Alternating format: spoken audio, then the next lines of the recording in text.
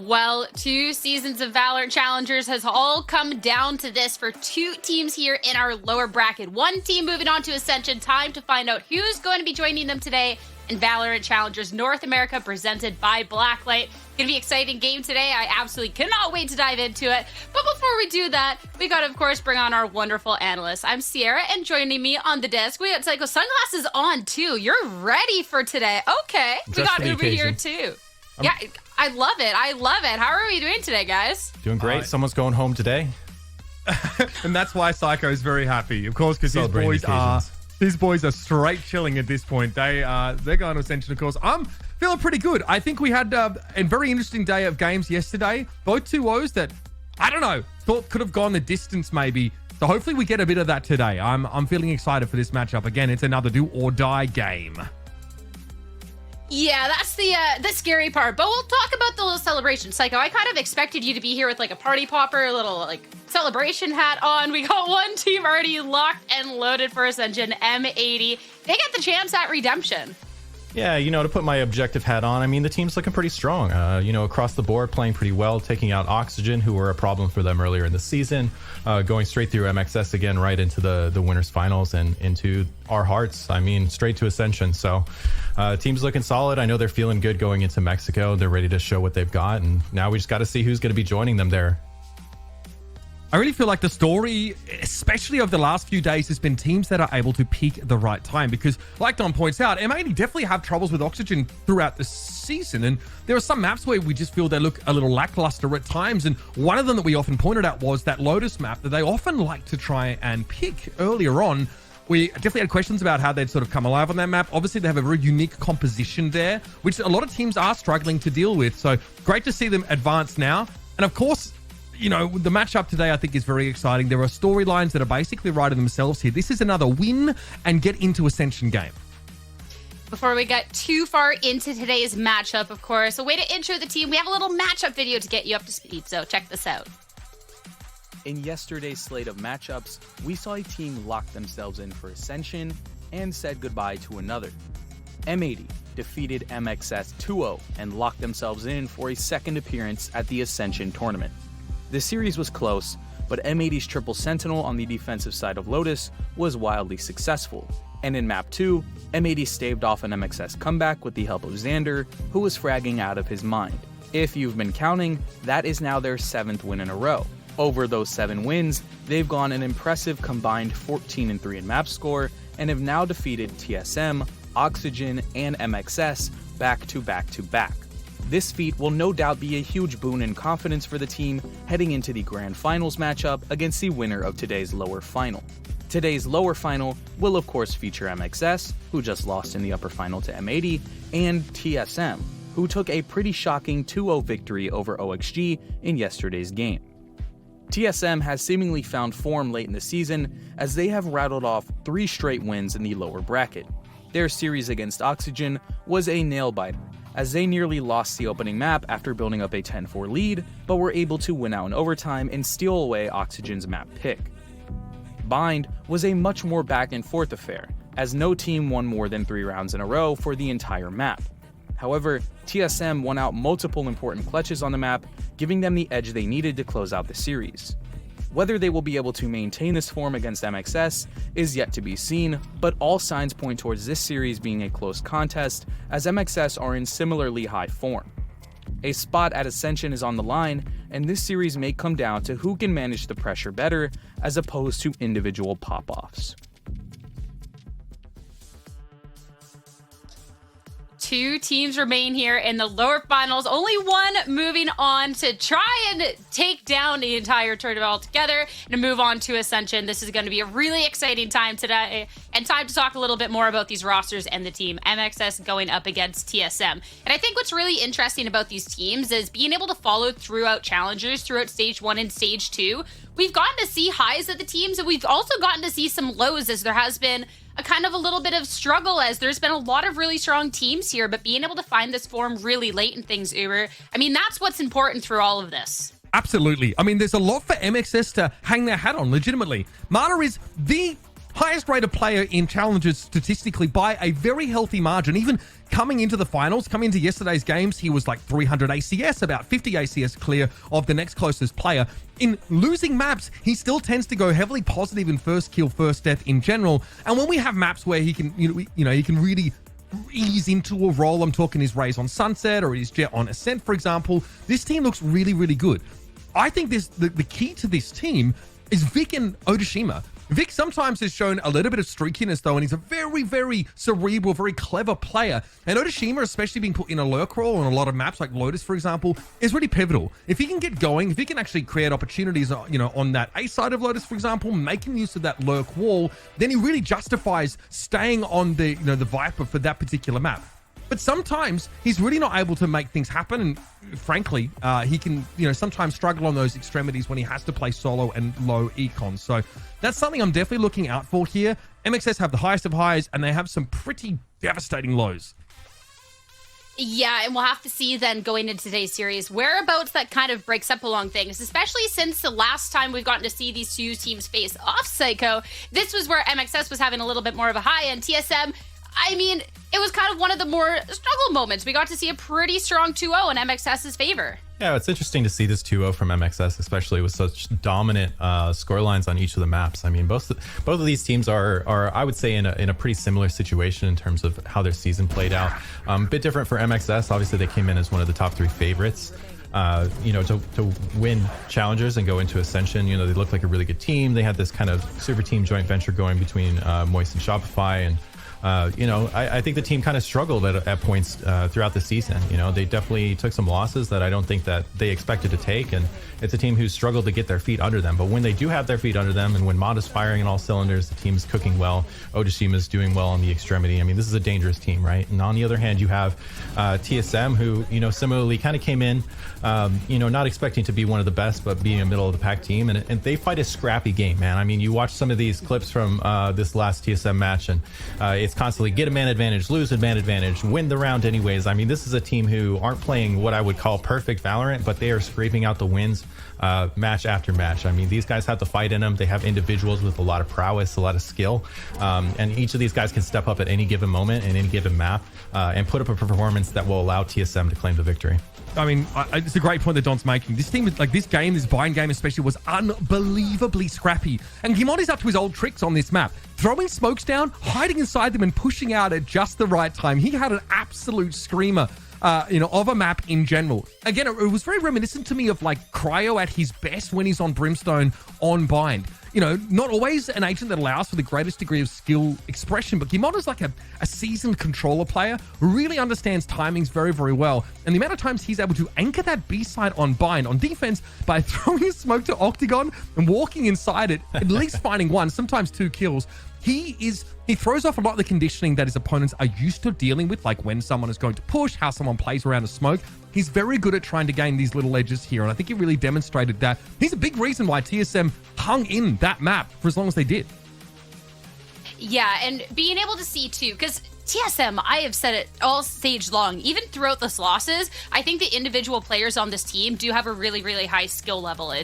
I think when we have seen these losses come on through, it has been, these other teams that have been able to kind of pick them apart or not being able to see that individualness come to life at any given moment. So being able to see things start to click together now when it's the most important is absolutely humongous. It's not just that storyline, that redemption story coming out from TSM, though. We got to talk about another storyline that we have here and pull up this one tweet. When we're remembering past team last year challengers, looking at Moist Moguls, well, we're split up here amongst these two teams, half on TSM, half on MXS. So there is going to be one half of this Moist Moguls team that will be making it. And man, when I think of that script and the fact is, the team apart and only one half can make it and the other is getting eliminated right here, I don't know. There's a lot going on here today. Yeah, and look, to think back to last year's challenges, like neither Shopify Rebellion or, Moist Moguls were able to scratch the surface and really make it deep in the playoffs and actually be set up for a chance at Ascension here. So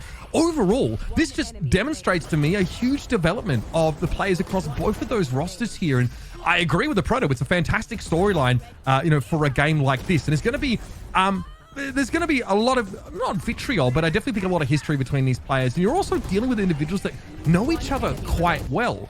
But this TSM roster has changed a fair bit. I look at MXS though, and I feel they were pretty uninspired yesterday in a matchup against M80. It's sort of understanding how they wanted to play around the triple Senti comp was a little questionable at times. We sort of saw the map flipped and the the defense side be stronger for both sides on Lotus. And then Mata, obviously you can count on him being great. He's always fantastic. But on this map, he got caught out quite a few times, and the flood retakes that we saw from M80 when they were defending consistently overwhelmed a comp that is using Reyna and is essentially anchored in a site in a post-plant scenario. It's just something you can't really allow for. This is Mata here, of course, and hopefully we get to see his raise later on today. But you cannot rely on this guy to do it all every single time. That's why I talked about Otoshima and Vic earlier on. They have to step up to the plate here and give Mata a real springboard to explode from. Yeah, this is certainly something that Moist Shopify are going to have to dig in deep and really dig into their playbook and make sure everybody's firing all cylinders. Mata, obviously a superstar in this Challengers season in this region. I mean, putting up absolutely insane stats, a 1.9 KDA, 264 ADS with an average kills of 22.5. Those are insane numbers even for a duelist.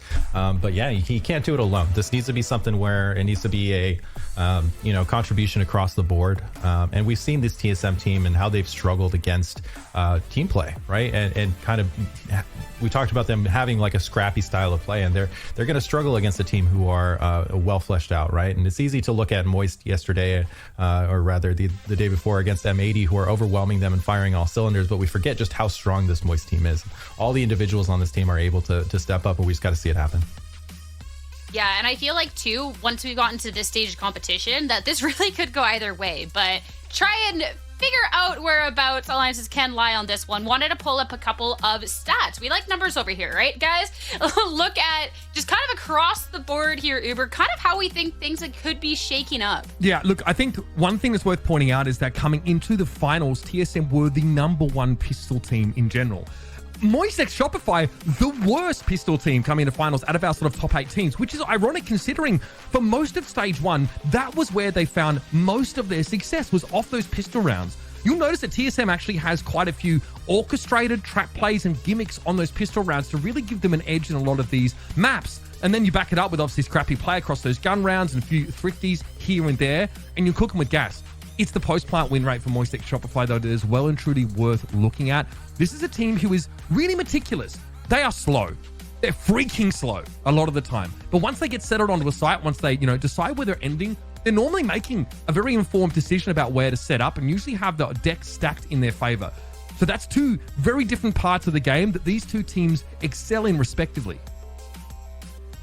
Yeah, and looking at this as well, I'm just eyes straight. The amount of times that it's like, okay, going on to the second half, we kind of need to win pistol to kind of get things rolling, and kind of seeing that this is a little bit of a struggle for MXS. I'm kind of eyeing it up in today's series, and I'm intrigued with how about this is going to be going. Again, to remind everybody of the stakes of this match, this is elimination for one team, and the other is going to be moving on to Ascension. So there is absolutely so much here. And considering, too, that we've got to see these two teams play against each other pretty recently, Psycho, now that this is on the line, that just kind of adds another element to all of this. Yeah, it definitely does. It gives you a lot of preparation. I've talked on recent broadcasts about how matchups tend to favor the team who loses. They tend to have the most to gain from learning from their loss, right? And coming back and having an idea of how the team plays and what kind of weaknesses were exposed. And I think it was said best in the video that rolled just before this. I mean, it's going to come down to who can handle the pressure, right? It's all on the line right now. You either win today or you go home and you do not make Ascension and you are done for the year. This is a high pressure situation for both teams, for all players involved, and it's really going to come down to who can dig deep and stay on course and stay focused and keep their game high, keep their awareness high, and really lock in when it counts, because this is when it counts. Really, really it does. Stay in the course and seeing where our match is going to be ending up for today. It's time for our map picks and bans to find out how this series is going to be going along. Reminder, last time these two teams faced, it was a strong MXS 2-0. So once we pull up the maps, kind of interesting to see. TSM, absolutely no part of Abyss. You know what? That's boring, but you know, it's fine. But instead, TSM going to be taking us to Sunset first here, Uber. Yeah. All right, you're head scratching quite literally. No, I mean, they're just verified Sunset pickers now, which is kind of insane. They I think last time they played, they floated this map, you know, I think against MXS. No, we never got there because it was 2-0, which is really interesting. I mean, this team were banning Ascent also pretty consistently. You can see now how the map pool's changed. They just haven't got their Abyss nailed down, which is fair enough. And MXS have been quite serviceable on bind in general, but they really want to try and ban away a great map from TSM. Also, their Lotus is fine, but I think that we've seen both MXS bans used to target TSM here, who ostensibly have that weaker map pool, but TSM also aren't banning Haven anymore. They are allowing this to be floated, which means they've, you know, presumably been working on this map, which we've not seen from them for a while. They were banning it up until they had to put Abyss in the perma slot. Yeah, that's something I've noticed recently is this TSM, you know, floating this Haven. We've been waiting to see it happen. It's obviously something they've been cooking really hard.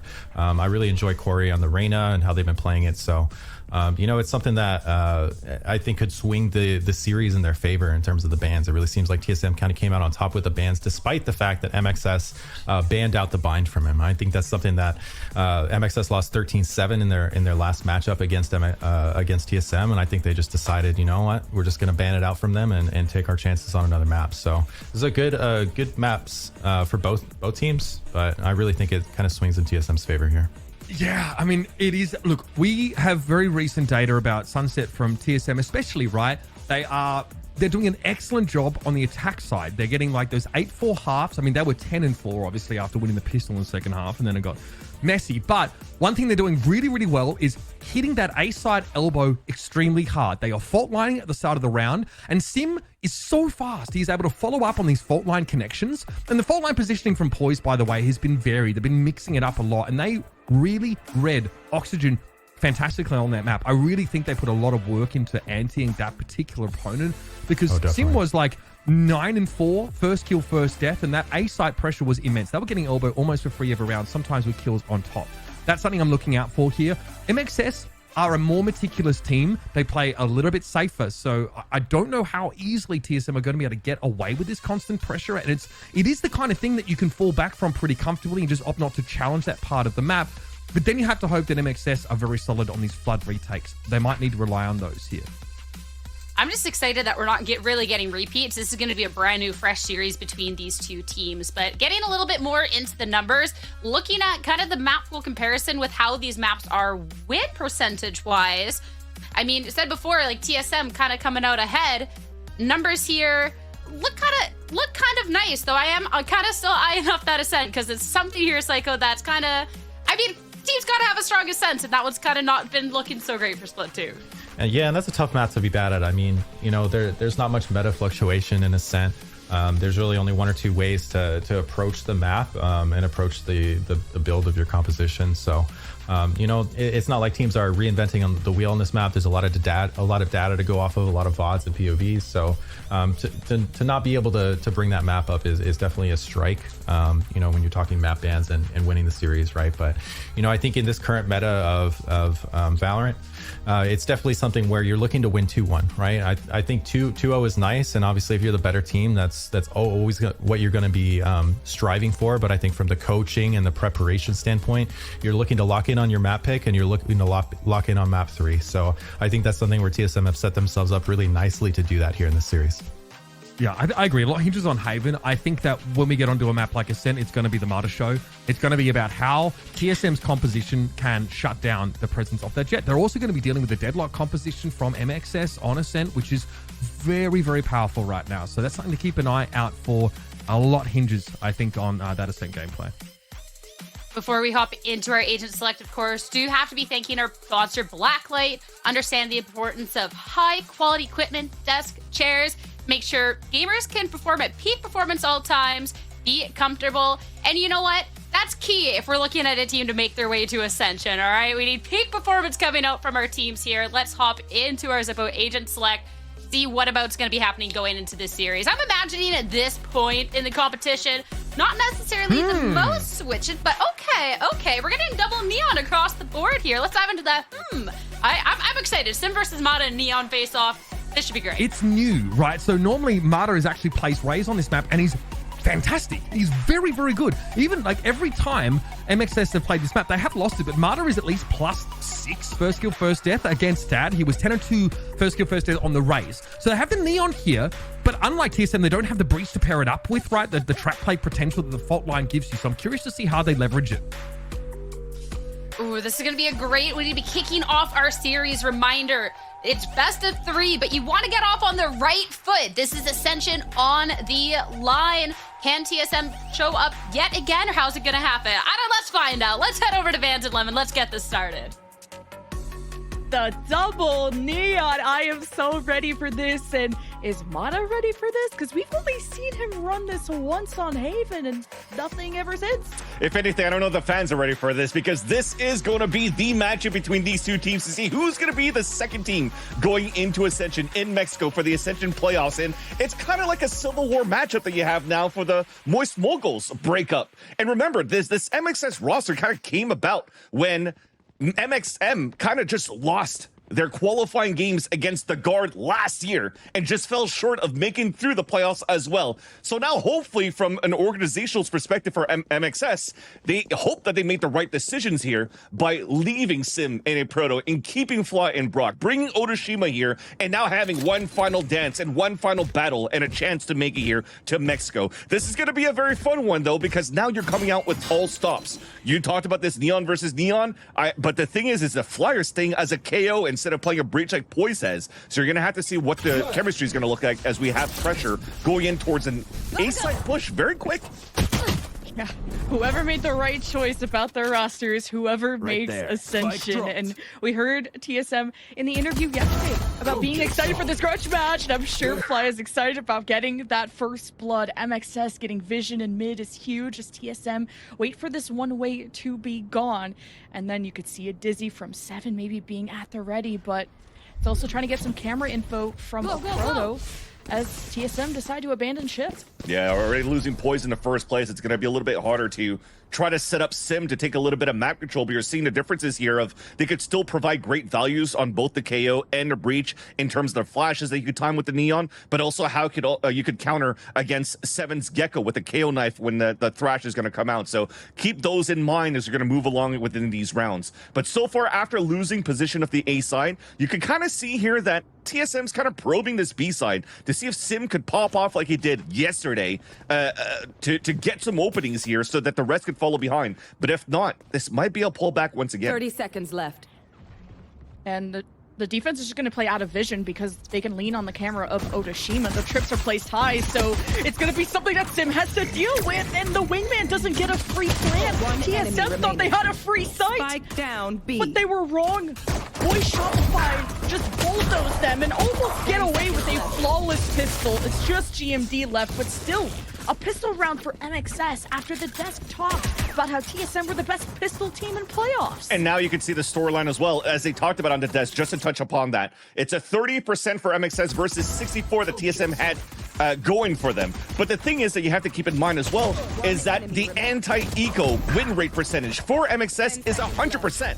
So this is going to be very important going into an MR12, going to first to 13, because you could almost guarantee like a 2-rounder, maybe even a 3-rounder, because MXS has also been very good in the bonus rounds. So we'll see how they're going to convert this right now. They want to add this pressure once again towards the A main, get the information from the KO knife, and realizing that it's open. Look at how the fast rotate is coming in from MXS. They're going to take the mid control. They're going to play passive towards B, but they just want to make sure that they shut down any potential lurks at the very beginning and really just keep TSM at bay. Otoshima got fault line. He's trying to hide in the smoke and quick turn and burn on Sim. TSM take over the site. Also are aware that just because they don't see MXS doesn't mean they're not there. TSM landing shots, the smoke's clear. Proto loses mid control. That means market is open. TSM, though, already planted. They can play from main and just peek out of the boxes, play off contact and sound cues. My gosh. We just talked about an 100% win rate on anti-ecos going in for MXS and are about to lose here this second round on the eco from TSM. Okay. Brock at least trying to even up those numbers. Time is running out, and Moist are not wanting to shoot through the smoke, and it's a flash, and Sim pops on the other side, punished. And we needed to see a team really be able to slow down Sim, because he was relentless yesterday, and time will run out. People dying to Spike, but like you said, TSM with the anti-eco. And that has been the story of even the games of TSM yesterday versus OXG. The chaos that went through of what Uber and White were casting yesterday. Thrifties after thrifties on both ends. When it comes down to Sim trying to get openers, the last time in the pistol round that we just saw in this matchup right here, they didn't have Poise's utility to follow behind for Sim to be able to get that opener. But potentially here on the replay, you see that Sim's adding a second kill by picking up the Bulldog. But the first one was the important one where he got the shot into News and gets the opener to allow TSM to really flood into the site. So TSM so far, they are continuing to thrive just the way that they did from yesterday. And now you see the Guardian that was saved on the previous round. They're trying to get value out of it to fight towards B main, and it's already been denied and pushed back. Look at the HP of Vic. He's going to have to leave that behind for somebody else.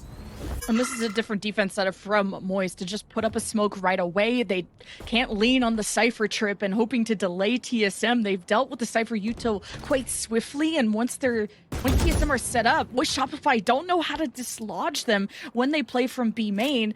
So I don't blame TSM for trying out this B site once again, but maybe it's too obvious, and now they're noticing the adaptations for Moist. TSM gonna try and cross from mid. They'll go 1-for-1, but now that there's no smoke separating these two teams, it's coming down to these gun duels that, well, Moist end up in a 3v3. A lot of value given there. The Guardian left behind from Vic onto Brock to get that pick. Sims trying to re-clear towards middle. Does catch Vic. So Vic will not be able to upgrade into a weapon. So they still only have the Guardian to fight with. And on top of that, I mean, a Sheriff is good enough too for Otoshima. This at least does some good damage here against TSM, but finally we'll have an open site for MXS, or sorry, for TSM to be able to plant.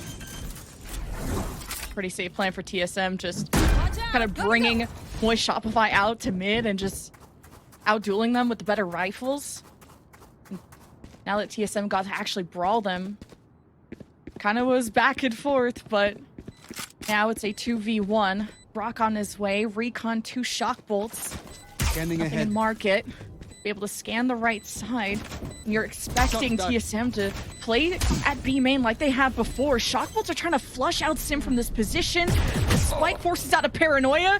Brock got the attention, but he's not getting the damage he hopes for. It's a nice headshot, but 4 for Sim to give the round to TSM. Big rounds once again coming out from Sim, but I like the protocols coming out from TSM at the same time. Going for the 3-2-1 swing after the Paranoia, making sure that they're spread out just a little bit to make sure that they could guarantee the trade in the end. But we just talked about the amount of damage that was given here from MXS's side.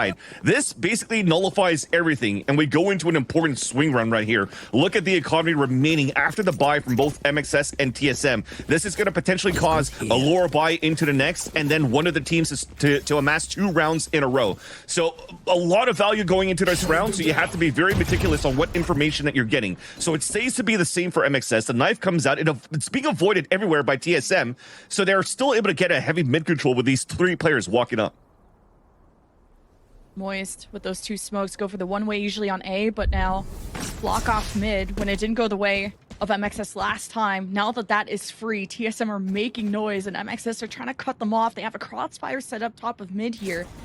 I don't know if TSM want to test those waters. They really just wait for MXS to peek. And Sim is on fire once again. Hunter's Fury, now that Brock has information that TSM are mid, to just pressure them back and go back to their default defensive setup. That's a little bit antsy there from Mata. I mean, he hasn't played a Neon in the past 90 days, only played it once on Haven so far, and you could see him walking a little bit ahead of the Owl Drone and trying to get a pick. And the Owl Drone hasn't seen anything yet. There's 3 players waiting there towards tiles. A perfect punishment for TSM to start. No opportunities for Brock to follow behind with the Hunter's Fury because it was still in the drone. So this gives an opportunity now for TSM to really take a site, unless these anchors could do something here for MXS. 30 seconds left. Thrash fault line.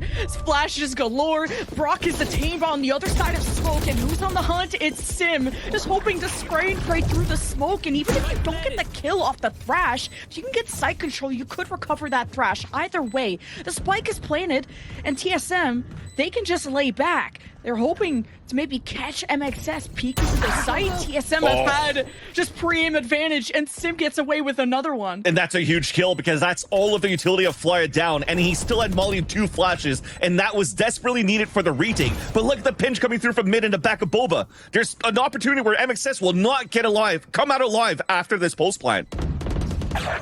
It's an opportunity for GME to be maybe discovered by the recon, and no, just gets overwhelmed by the 2. And TSM, once they plant B, we just haven't seen MXS get a successful retake unless it comes down to just the blood, sweat, and tears in these 1v1s. So this was a big round, you said, for the economy, Vans, and we'll see how much momentum this can carry for TSM. Yeah, and GMD has been stellar yesterday in the games, and you were hoping for him to get 1 or 2 more here to really break that econ coming down from MXS. But both of those weapons stays alive here. Brock and Otoshima keeping it into this round. So there's a potential mixed buy going through with it. They want to force it through to make sure that the economy stays the same. So there's still some decent firepower coming out from MXS. You have 2 Guardians and a Bulldog. You're still kind of far away from ults though, and you don't really have positionings or an opportunity to really take orb control at the very beginning here, except for the A side if they knife this again. But this time, Fly decides to hold on to it. I wonder if GMD knows they have a stronger buy and you get your ult, would you want to go for a teleport play at the back of spawn? That's wondering what kind of tone TSM want to set out the gates. They're a team that get confidence over time and through many successful rounds. So the usual one-way smoke there placed by Vic. TSM like to wait it out, but with that, it was a more delayed knife this time from Fly, or maybe one that he got back. And that's great info to know that TSM are all posted up here. That's right. It got information on 3 players, and TSM are going back to that mid control with the 3 players up on tiles. I found it very interesting, though, that they didn't try to punish into the A orb when the knife wasn't thrown in the very beginning, because you kind of already had poise there with the fault line and kind of ready to go. But TSM just wants to let MXS work the map, take the orbs, and now go for a late hit towards the B site, where once again, MXS are going to play the retake.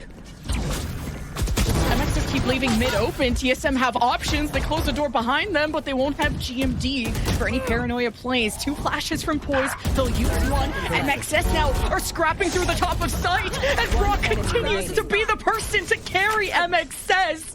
He's in the double digits already, only after 4 rounds, and this could propel MXS to another one. 3K for Brock. Yeah, it turns out to be a good play in the end. I thought they were going to have to play the retake, but until they got that pick down towards middle, that enabled Brock to just stay tucked into his corner in the back of the B side and just hold that crossfire, because everybody's kind of focused on, oh, is Mata going to break the door? Is he going to come from behind? Brock gets 2 surprising kills out on the side of the staircase, and it really threw TSM for a loop. So a great opportunity there, a great hold coming in towards the end from MXS, and they stay alive in this match. They're able to upgrade weapons on top of that with the amount of kills that they've gotten, so they don't have to spend too much into this round and are back into a healthy buy. TSM still in another healthy buy though this time around, and they'd keep working towards this A side at the very beginning. Now I wonder if it's just like doing it on purpose, if they want to get hit by this knife, so they could really try to spread the defensive thin right after. TSM, they try to retaliate against that knife. Against finally that orb being tapped by Mata. He's gotten it free so many times that you fall in a great chance for Poison Friend of TSM to get a punish, but they have been pinged. MXS no. TSM haven't taken full control of Elbow yet. And TSM lost a lot of bodies to get that orb, but it does give Sim overdrive. And I wonder, could this be a way that TSM take back control of the site now that the neurotech things are gone there from Otoshima? TSM make it look like they're pivoting out, and Mata confirms A site is still a hit.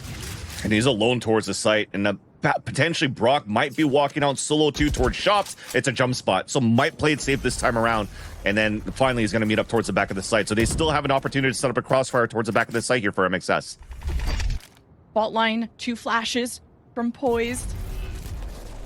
knowing there's 2 on the site at least. And Mata just holds the angle and waits for TSM to go in, and it's just another day at the office for MXS. And that's the thing, when TSM is playing under the chaos, they thrive through it. But once things and the actions slow down and you kind of have to like work the map meticulously, they kind of get caught in these various moments where they get shot on the side, one player falls, there's no opportunities for a trade, and they need to fix that a little bit better, which is potentially why Faded is calling this timeout at the very beginning, very early in this first map.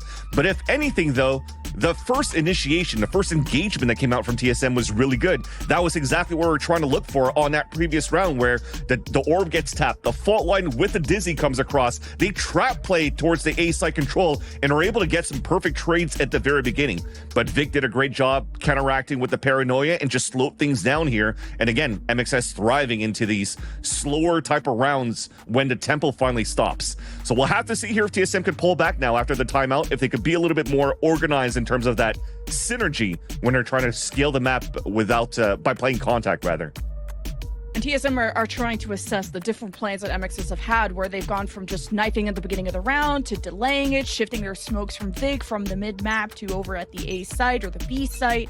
And TSM are coming up with punishing power. We've pointed out Poise is util. Now, he doesn't have kills, but he has a very good duelist in Sim, one that's much more comfortable on the Neon. But Mata's realizing if he could just slow things down to hold an angle, he's more likely to get picks than not these days. So Mata, just patience will pay off. 100%. And when it's not being checked, you know it's going to be a guaranteed kill in the hands of somebody like Mata. Now, you're seeing the knife come back very early for MXS, back into a check, knowing that TSM is on a lower buy, or they're going to try to stack together and just flood somewhere. Once realizing that nobody's towards this A side, they're going to think about this B side split. TSM was just, again, free mid-control, walking into a cage, and this is that chaos we talked about. But MXS, they just surround and they conquer, and TSM are trapped in this room, just getting swarmed by util, and Poise can't do anything but watch.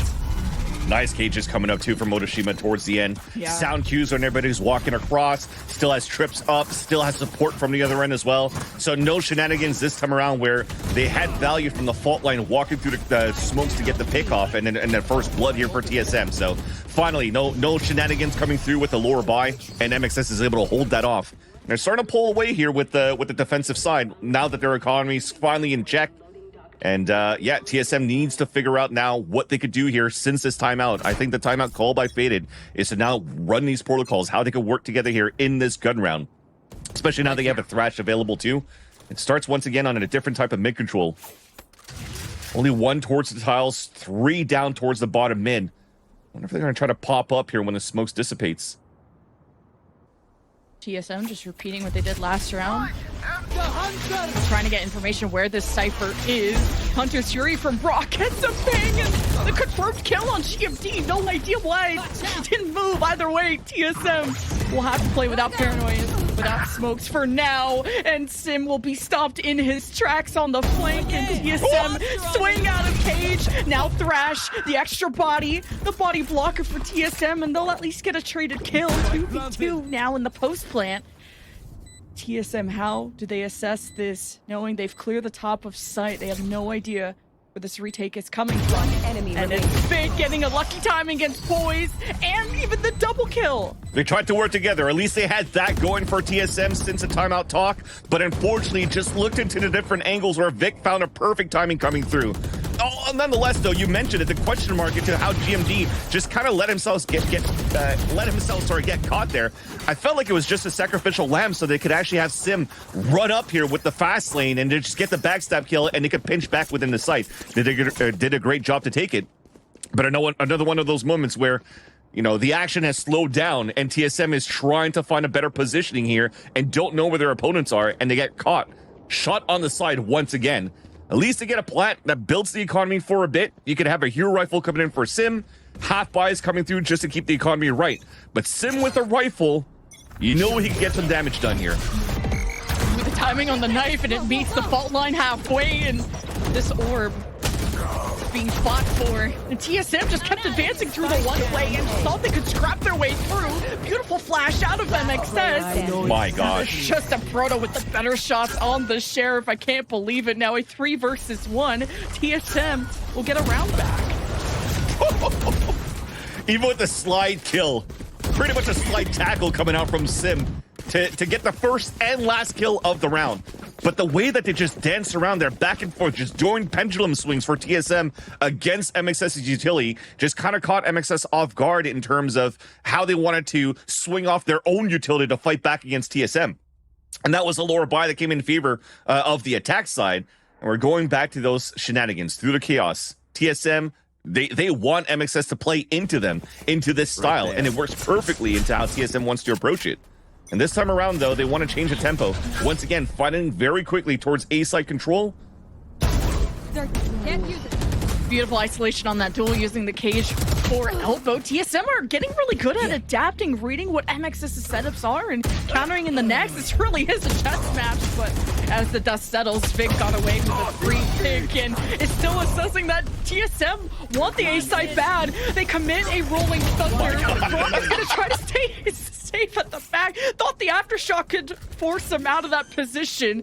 But Brock gets the last slap. Otoshima is last, and TSM find the equalizer. If anything, for Brock to still get a kill out of that one when he's stunned, Amash is at his feet, he's getting aftershock. That's beautiful there from Brock. And that's why he's also currently at 16-5, being a real anchor here for MXS so far on holding top mid, anchoring towards B side, helping as much as he could. But right now for TSM, you're starting to see it. It's a lot cleaner now on how they're able to trade instantly here. Especially off the last attempt coming through here from the rotate from the B site to deny the plant towards A. But a 5-5 scoreline is looking pretty good. Back and forth, this is the way how we want to start here. The series to see who qualifies as the second North American Challengers team into the Ascension playoffs. Knife, though, gets the hit into A main. That's going to spot 7, so there's no util to scout towards the A side. But TSM are still looking to force a rotate out of mid. MXS are going to push up on this because they only got the one-man ping. Do they think it's just a lurk? Do they think they could push TSM to the brink? Well, MXS, first blood on the line, and Mata doesn't want to be over-eager. Cage just makes some noise and decides to leave, see if TSM would want to rotate back. But with that smoke at the top of mid from TSM, they got mid control from that, where they usually like to go into market, but now the top of the site, or top of mid, is open. Here's a crossfire from MXS. Lucky timing for Brock, but better trade out of TSM as Sim activates the overdrive and bests his rival there of Mata.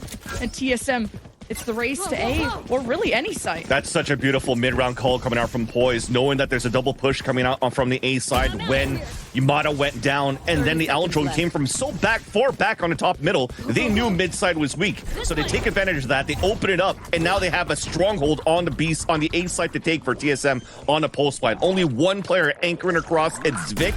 He's going to have to wait for his teammate, or even at this point, save their weapons for the last round. You're playing a 4 versus 2 here. One enemy remaining. Yeah.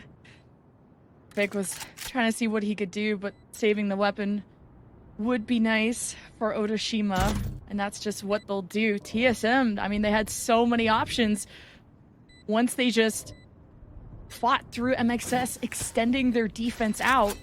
And mid control has helped TSM open up so many offensive options. The only thing that was interesting on how TSM took the top middle, though, is that they didn't smoke towards the left side, knowing that Aldrone was coming out from Brock from the A side of Boba, B side of Boba. So that said, they wanted to walk up, play the content, and that almost fell flat because there was a timing there. MXS caught TSM and got first blood on the fight onto GMD. But thankfully, TSM had more numbers. They played a 3 versus 2 on the top of that site, so they could pinch back into shop, into A main, and really take down MXS for a loop here on this A side defense. So again, great mid-round calling coming out from Poise so far. And now you're seeing Sim op for the first time in this series, and the first time pulling on an op is on the attack side in round number 12. Very interesting one. He's going to try to lean this towards the B side, where MXS has been quite passive that one. I mean, look at the setup that you have from Otoshima. Always places the camp on the top, so you can kind of just walk up and watch the angle on that side. Man, you thought TSM always liked to play around that corner for the orb, and it just runs right into the crosshairs of Poise. TSM now start to lean on this op and what it could see, which not really much with all the cages and the smokes. If TSM step in, they may be isolated from each other. 7 was caught, and the rest of TSM are back. On top of this box, though, GMD gets some information. Great shot out of Sim. Now with that neural theft advantage for Otoshima, MXS, no, they can push them, but Poise just holds his position, takes 2 down with them. MXS still have the defuse, and they get completely run over. Then null command coming out there from Flya is, who cares? TSM could just fight with their weapons and swing the way that they did to get that last pick. And again, how did Sim get that kill with an operator through the smoke? There's something in the water of how TSM has been playing since yesterday, from how Mata's getting killed through smokes, inside the smokes, Sim's getting kills through smokes against Oxygen, and this time gets an op kill into the B main, and then allows here TSM to close up the half 7-5 when it was a rough start at the very beginning with them losing the pistol, but they were able to fight back right after to get the eco. And now MXS, they're going to have to try to fight back here. Mana coming out for the first time, as this Neon, 3, 8, and 6. Not getting the best value so far on the defensive side, but he definitely has a chance to activate now, as all of MXS are trying to lean towards a heavy B hit and a late lurk on mid from Otoshima. Both these teams have been so streaky. TSM started with the lead, then back to MXS, now back to TSM, but only by 2. Pistol round is important for MXS to kind of gain some rounds back using the fast lane. Mata takes full site control. There's just nobody home. TSM regroup for the retake. Look how pushed you are towards Boba. One-way smokes 2 so that Mata could spot the legs. This is beautifully done here by MXS to start to hold off the pulse plant. Wow. And even with Vic peeking through market to catch TSM just running through, hoping to get at Mata. It's kind of a nice bait and switch play out of MXS. Now they just play through B main, and they have a trip set up in the smoke if TSM wanted to push through it, but MXS are just spraying through the smoke and getting killed. One enemy It's just fantastic. This will be MXS with yet another pistol win. And TSM's thought that somehow MXS is going to lean very heavily towards this A side at the very beginning, wanted to play the retake towards B. But I love the scaling that you had coming out here from MXS. They actually had a very late paranoia that just got up to the door just enough here so that Otoshima could start walking into the news. And once they realized the full site, not only B side is open, but news is also open, adding that extra smoke as a one-way. Usually teams just go for a standard smoke and then they just watch the players run across. But figuring out a one-way to spot legs is actually quite nice. And it shows how much now MXS has been prepping on this map against TSM today, who surprisingly decided to pick this map when they haven't had the best results so far. But I guess because of their results against OXG yesterday, they felt confident going into this game today. Look how deep these trips are for a Proto, including the camera. TSM had Gamble stacked at A, all 4 stacked there. Their rotates are being pulled now that MXS are knocking on the door, and it'll be a very free site for MXS to plant in. As TSM get their smoke set up and hope to retake quite soon. They still have a paranoia from GMD. Go, go, go!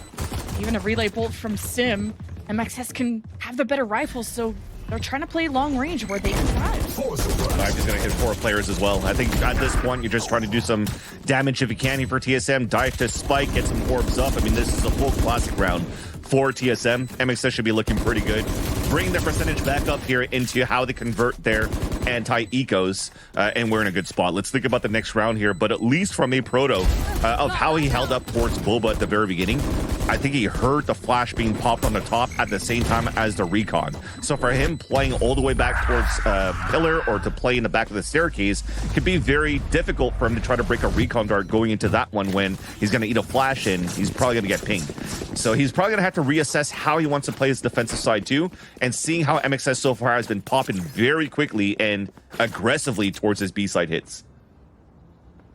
So first gun round for TSM, and the fact they weren't able to deny any of these half buys from MXS, they're going to have a pretty healthy bonus, and see how that works with these SMGs. Of course, you'd want to hit B. You want to have close contact as much as possible, so Proto's going to adjust these trips, one from market and one halfway into B, not at the front door, so MXS may have a sense of security, especially with no smokes in their way. Yeah. He's just probably going to try to play into a smoke if it's thrown towards Boba, if not his own cage with camera. Now relay bolt almost didn't check that corner. Caught a Proto. Great first blood out of Mata, and MXS just hold it down. TSM, there's no smokes blocking them. They can engage at any moment. Here's the flash, and TSM just walk into Mata. It's feast or famine, and man, Mata's eating good. And that's something that TSM has to be aware of too. You're playing against a Raze. They can't tempo as quickly going in the back of Boba as a Neon could. And it felt like it kind of caught Poise off guard, and it was miscommunication on Poise trying to watch after a Proto's body when their Proto is inside the camera. Because Poise gets, a Proto gets picked off, Poise is trying to go for a trade, and already everybody's skills be hacked from behind from MXS, and it just drops everybody down here from TSM. So they now have to try to figure out how Mata is really pathing around this B site and go against that. There's that one piece, and also the KO knife that's being thrown by Fly in these post plants really doesn't allow for TSM to flood back with util. So I looking back at it, despite not seeing the fragging department being as high for Mata and Flya, the utility and the idea behind it and how they want to approach the site and play the post plans are actually quite nice here for MXS. It's good to point out that now, after this timeout, TSM don't have any more. MXS haven't used a single timeout. That's just, I guess, how confident or how comfortable they are that they can just take this round by round, adapt to what TSM are throwing at them. And MXS, I think they have some of the best initiators and challengers, so this is their playground on offense. It makes sense too, because this is a new comp kind of that MXS comes out with, right? Even though it's just a Neon versus a Raze, it still changes the play style quite a bit, where TSM has to adjust to that on the fly. So 2 timeouts, calls on the fly, and then MXS, they're the ones that are coming out with a bag of surprises, so they are in control of the driver's seat so far. Flash into elbow, Mata racing in, right into a fault line. Can't even see, but at least you still have 2 legs to stand on. TSM weren't holding corners at A to punish anything from that breach util that by Poise. It was just a delay. So it forces MXS now to flood into mid, where TSM holding more of the perimeter, and we're pulling rotates towards A. TSM were stacked on that side, so a lot of pressure on a Proto who's in a one-and-done spot. He'll go 1-for-1. It's better than nothing, especially with the Sheriff. But MXS know they have a buy advantage with that, so a play will ensue in a second. Now knowing that Dizzy got thrown for market, they'll keep their eyes peeled for that and even smoke it off even better. And you see how Poise is all the way back towards middle, so not having a second flash to go with the Dizzy doesn't get too much value here, and it just kind of keeps CSM pinned towards news. Again, this is a lower buy, you're trying to flood in after, but you're not chaining util to really take down your opponents. MXS should be in a good spot here for the post plan. Oh, MXS, they're just spraying through the smoke. Now the aftershock will force them out of cover. And Brock, I'm gonna need a PC check on that one. He is just hitting every shot through smokes. This has been kind of deja vu from TSM doing the exact same thing. And MXS get away with it. Now TSM has an opportunity once again off the timeout with the money that they have on how they want to try to fight this. Is it an op that's going to come out early? Has the economy gone high enough so that Sim could potentially get an op and fight back towards the B main control, where Mana has been doing so good with the rest of MXS to take control of that staircase in the very beginning? And I just saw here, just before we got into the replays, it doesn't like it was enough. He goes for a rifle this time around, but there is at least utility there. The breach is finally moved up from Poise. They have 7 to try to help out as well with their Proto, so potentially they could try to fault line, try to stall a little bit more on the aggressive hits from MXS. Although, for MXS, it's different. They're going for a very fast hit towards mid. From the shadows, it's gonna be stuck from Vic. And Mata says, I beat you there. Now, they'll make their way through pinching TSM from both sides. It's Sim and GMD holding it down on opposite angles, but GMD can't hold it on his own, and Sim gets shot in the back. Mata's taken over this round, and MXS will get a plant for A, and TSM rotating on the opposite side. That looks like they want to save their guns. That is such good utility being used by MXS, although it was very risky because you don't really know what was going to be behind you, behind the fast lanes on the top of middle. And thankfully, because of TSM trying to readjust against the conditioning that MXS has been doing consistently towards this B side, middle was weak. So it was a perfect call towards the end. Nobody was there, and you have 2 players pinching from behind into elbow, and Aldron that comes out towards the front. Those last 2 guys, Sim and GMD, they can't go anywhere. They're trying to hold their final stand, trying to get a certain piece of kill, but there's just too much utility around. Being utilized by MXS to really flushes everybody out. And MXS are in full control now of their attack half as well of this map. And it definitely looks like there was some tape here on what they saw from TSM against OXG. which is why you're seeing this slight change coming through in the comp and basically really anti-stranding TSM at this point. And while we were waiting for the spike to go off, TSM also denied 2 guns out of MXS. Just any kind of scratch into this economy would be nice, because it's been a flawless offensive half for MXS. They haven't lost 5 in a row, even post timeout for TSM. And now you don't have any more breaks on this pain train. MXS are shooting bodies. They know they're the better team. That's why they're not taking timeouts. So the spike is going to be left behind, and MXS are going to try slow defense. And it's going to be quick on the side of MXS. I mean, that might hold the Hunter's Fury behind that if they actually did get some contact, but after seeing that it's only a fault line from TSM, they're going to reassess, readjust. Here's a push on main. Ooh. Yeah, I thought it was going to be a slow default from MXS, knowing Mata, though.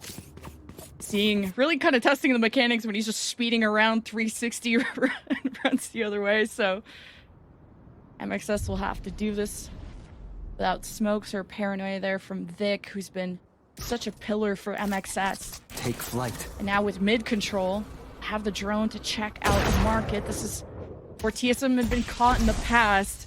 You just don't know what awaits you around this corner.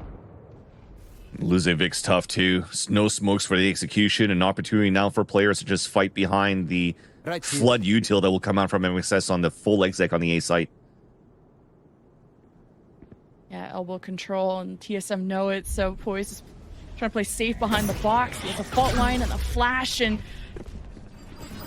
he has a teammate not too far behind there, GMD, but Poise swings instead of being patient or playing off util, and now MXS just get hosed down, or at TSM get hosed down by the Hunter's Fury. Paranoia comes in, TSM retake immediately, and the kills follow through. Brock can't even hold a link. Great job out of TSM to start stifling MXS just a little bit. Yeah, the first piece of util was actually quite nice for MXS to really flush out Poise and take him down, but it was basically a selfless play from Poise so that the rest of TSM could just focus and control towards shops. And MXS still tried to go for some sort of a split towards the A site from both extremities, and they really got punished after the one way that was thrown by GMD, and really held everything back that allowed TSM to fight back into the A site.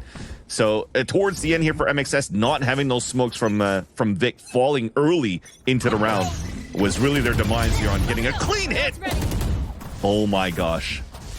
And TSM really checking MXS's limits, extending out of B defensively last round to finally catching Mata when he likes to dance around, trying to get that orb, trying to really test those mechanics like I said.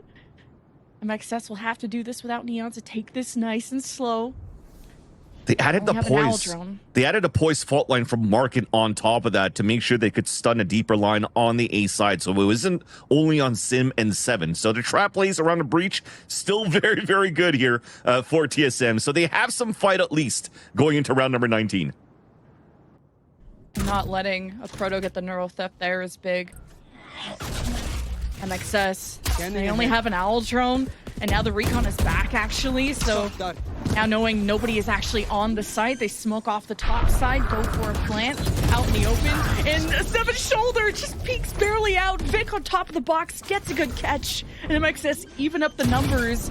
And the plan is, they think TSM are closer than they are, so hoping to owl drone out to see if TSM are ready to breach in or not. And now TSM are comfortable kicking down this door. Sim with the overdrive, dancing around this box. Brock is caught out in the open with a spike, and MXS hesitated for too long whether it's a plan or not. I thought there was going to be a big error coming out here from TSM after 7 got caught off, and that was going to be an important piece of utility for the retake for TSM. You saw them playing very passively towards the back of the A side because they wanted to leverage a thrash to try to retake, to play that retake on that side. But what happens again? They lose control of gate, they lose control of elbow, but they've always been very strong to fight back from shops. And it seems as though MXS is not ready for that because they're getting hit by utility coming out from Poise and Sim. Both of those agents on both like concussing utilities from the fault line and the relay bolts is actually suffocating MXS on these hits towards the A site. The first timeout out of MXS 19 rounds later, as the strat book has been maybe close to fully explored, so now it's about the small tweaks, the small changes. How do you get into the A site safely? How can we put Mata in a better position where he's not just bait? I don't think he can get away with skating around as he did, but he's gone on some fun flanks before. If they keep getting free mid control, that could be something, an option to try. And still with neural theft available from the offensive side, getting that first kill and having access to that kill is pretty big. Now the Omen's the one moving towards shops here with Poised, trying to, again, potentially stun back on the line, on getting information off this Dizzy on the A side first. Seeing that there's nobody there and the knife comes out early towards B main, there's still very good utility here for stalls from both Poised and GMD. In front of this B side, Rolling Thunder available, Paranoia that they could throw. GMD's playing the tense positioning on the top of News so he could try to cross over and see whoever crosses over. But MXS decided to go for a pivot instead. After forcing players around the B main, they've inserted Odashima, and you're now going to have a back and forth battle coming through here to see if potentially off this owl drone, Odashima could get some sort of pick, but he's smoked out. TSM are not playing on the A site. They're looking down mid. There's so much map control for MXS with where the trips are set up, with how MXS are getting their information. And now you have Flya just kind of presenting himself mid to kind of draw TSM's attention. TSM realizing they have no one at A. They have to re-clear this. Not knowing someone could be an elbow. So Sim taking time with it and gets a good headshot onto Mata. And they trade 1 for 1. Sim makes the call and is trying to play safe, hoping Voice gets there in time. He's wrapping around too. He hears the footsteps. He might be able to get the second backstab into elbow. Just going to hold his angle instead. I don't know if he's going to hear Odashima run across, because this could be huge. The planter's barely sticking out. That's rough. Sim from behind. There's that late lurk from Odashima. Rolling Thunder. And Rolling Thunder from Poise. This is going to get Vic at the very least. Flya seems unaffected. He's at the corner. And there's just no time to plant. So TSM get away with that. That was the most important kill coming out from Sim once again. It looked dangerous when both Sim and 7 were walking back towards the elbow, knowing on our side what we see with the 10 players on this radar, that there's 3 players from MXS that are about to walk up towards elbow and play the contact. And after getting that kill, sneaking through and getting that backstab kill onto Brock was the biggest kill here to get the most value out of the Rolling Thunder and allow TSM to tie up the game, and not only that, really stop MXS after their own timeout. So that resets everything. The momentum is back on TSM's side, and now the op comes through. He's gonna push past the smoke too. After hearing the knife, he said YOLO. The orb get tapped, thought he had a close target.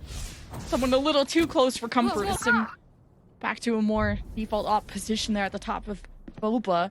But maybe now that there's no smokes in mid, it could be open sightlines for Sim to take advantage of. That's something that you want from Sim here, to get it activated, be comfortable, something that he's been very good yesterday again against OHG, getting so many first bloods for the team, allowing TSM to get, 18 versus 10 first bloods on this map. Off the back of Sim on how crazy he has been walking through these smokes, getting picks and able to get away. But because of that stall and not finding information, they potentially have to use utility to get the minute mark info. As really the Thrash is the only thing that's going to allow for them to get information here. A Thrash is out. They gotta detain him. MXS splashed their way in, but no way. Oh, it's the overdrive from Mata that's gonna be the real difference maker. 30 HP. He just has to slip by the pillars and lean on his teammates. And MXS, they take this step by step. Vic now in the corner to protect the planter.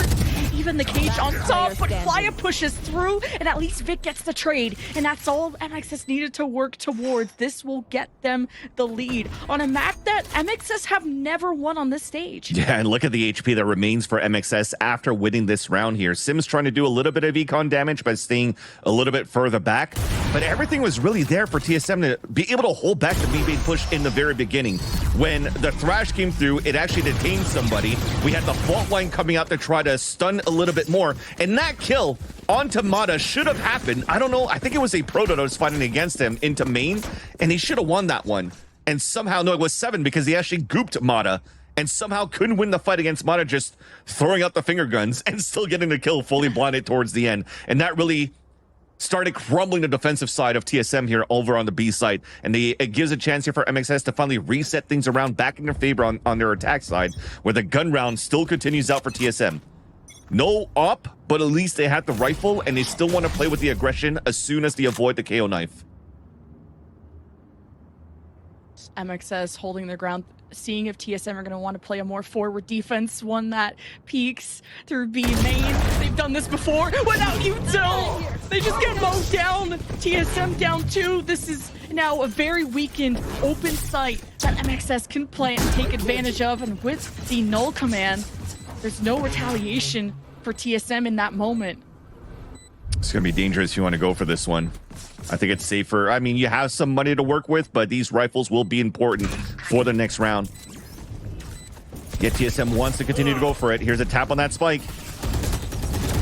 It's just now bullet hell coming through the smoke. TSM, it's not even they can fire back. MXS are in cover. Maybe not so safe. Spike gets tapped. The smoke is gone. They're forced to engage. Could this be MXS going to match point? Just a few more seconds to kill. Killing the diffuser secures the round for MXS. Ooh. Towards the end, it almost looked like it was doable there for TSM, but if not, some beautiful calling being done by Otoshima at the very beginning of that round. Just because they've had, you're looking back at the state of this half of how MXS has consistently been running towards this B main with the KO knife and then getting a couple of rounds. Then TSM, out of their timeout, want to fight back. They push back towards B main a couple of rounds ago and get successful kills. This time around, they want to continue to press forward because if it ain't broke, don't fix it. They played a high-low at the very beginning. But then what does MXS do? They have their own high-low, triple high-low on the staircase to punish both players peeking out. And now they have to fight back for TSM, try to force the overtime in a lower buy. The fault line trap play from TSM. Try and catch MXS roaming in mid a little too comfortably. And Vic, flash up, still gets a kill from that, which is incredible. And Mata just comes up from behind. Has TSM watching their back. TSM have 2 stacked at B to hopefully prevent the plant from even happening. This GMD doesn't want to go on too deep of a flank either, but he'll take his time. MXS have really slowed things down. Smada's gonna go in. And has friends and Brock. I think 20 plus kills now. Best sim. It's really been a duel of sim versus Brock, former teammates.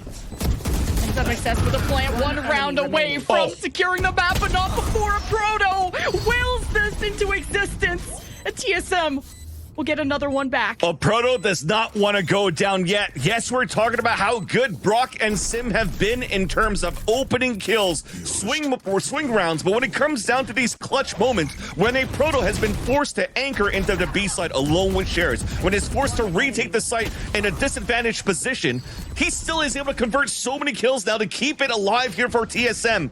And it was such an important fight to win, not only because they would have lost the round, but in the map, but at this point, to still keep 2 players alive and for him to do most of that work.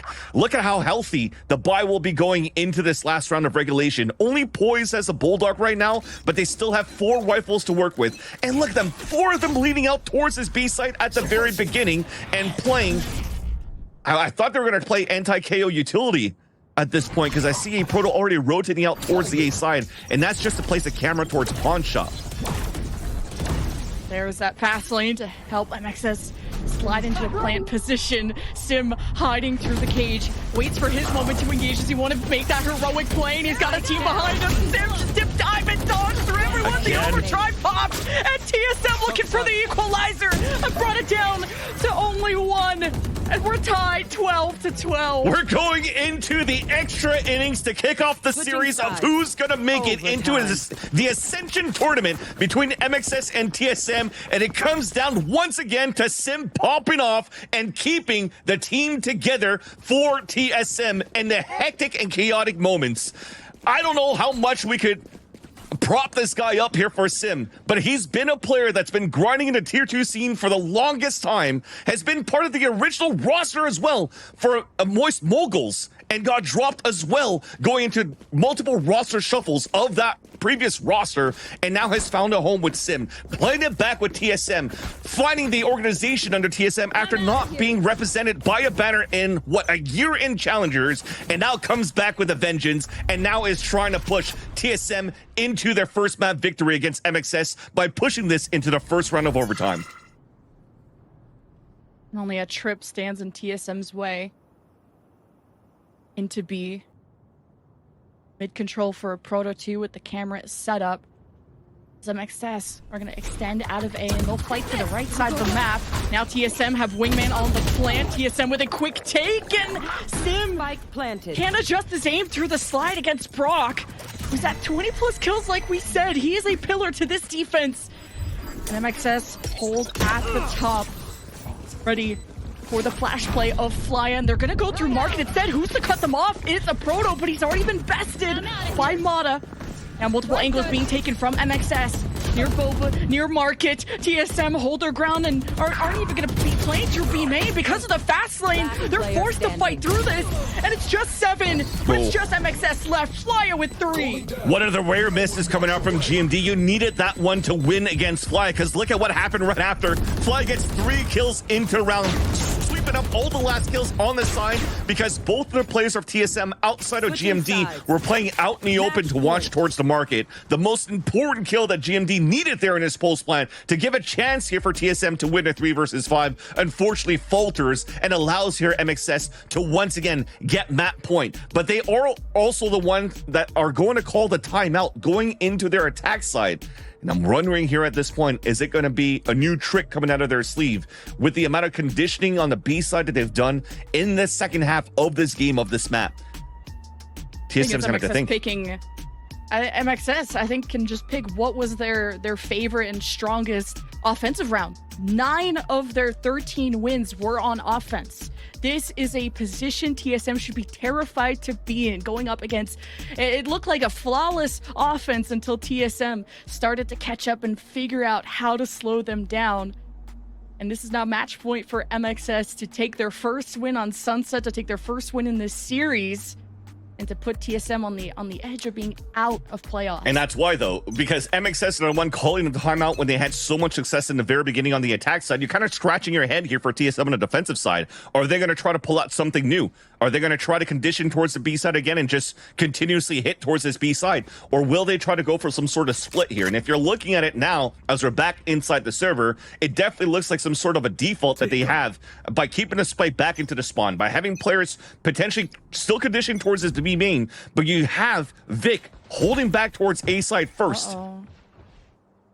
Oh, Flyer, he senses danger, and that's a lot more danger than he's hoping for, and manages to escape before Sim could slide around the corner and take advantage.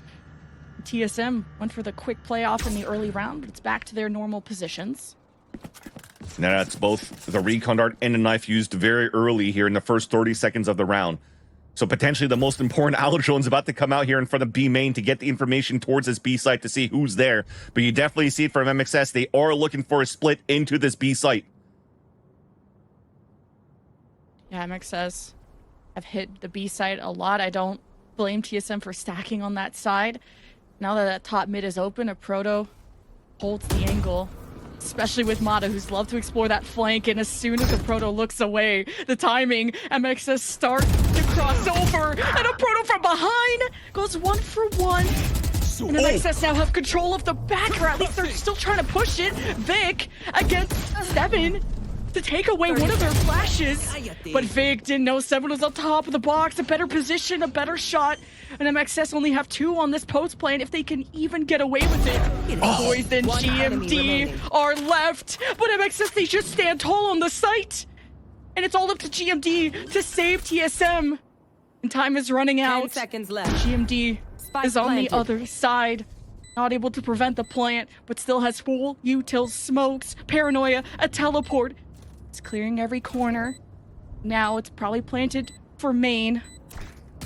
Where is his camera? It already spotted him. GMD's position revealed, his advantage gone. He has a smoke to dance with so he can tap the spike and force them to engage. Oh, and the recon is going to stop him from getting it halfway. TSM, they're just doing everything they can. They'll get it halfway.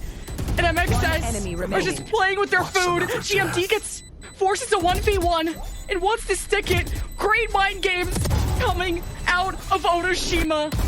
And it's not going to be enough time. MXS takes Sunset. It has to come down to Otoshima, the IGL of MXS versus the old IGL of TSM to win that 1v1 battle and allow MXS to push through and win the first map. A map picked out by TSM, but you're definitely seeing why TSM picked it up here. They look so good in the trap plays, and it kind of had MXS on a loop at the very end, at the tail end of that second half. So very well done here for both of these teams, but MXS pull out on top, and they only need one more map here to move in to the Ascension playoffs.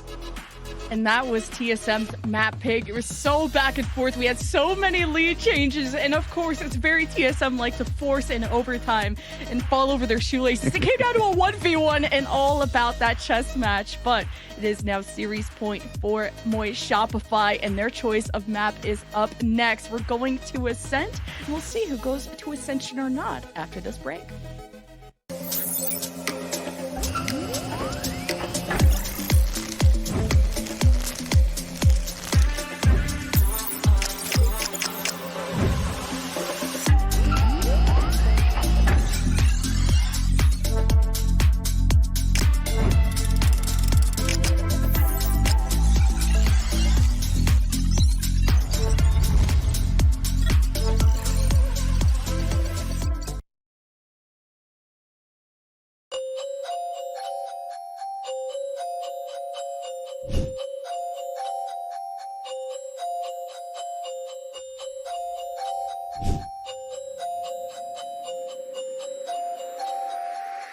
When you're trapped by a Killjoy ult, it's very depressing. It sucks, but there is a chance you're gonna get out. I feel like when you get hit with the Gecko ult, you're just getting knifed straight up. Getting detained by Gecko ult's 100% worse. Most situations where you're getting detained by Gecko, you're like getting hunted down because of like the distance. But you can get detained and still live as Killjoy, like in certain spots.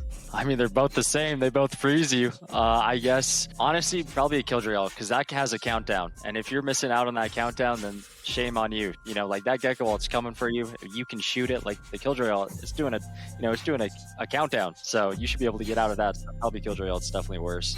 Ooh, I feel like getting detained by a KJ ult is worse because it's like there's so much more shame. It's like you don't make it out of there in time. It's like you got like 15 whole seconds and you don't make it out. So I feel like that's a lot worse.